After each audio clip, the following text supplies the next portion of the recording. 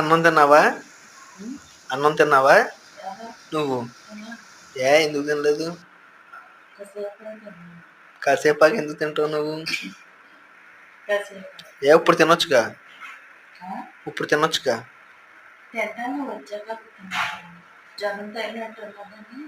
నేను వస్తే కానీ తినవేంటి నువ్వు? నేను వస్తే కానీ తినవా? నవ్వుతావేంటి? నేను వస్తే కానీ తినవా నువ్వు? నేను వస్తే కానీ తినవా? ఎందుకు? ఏమని?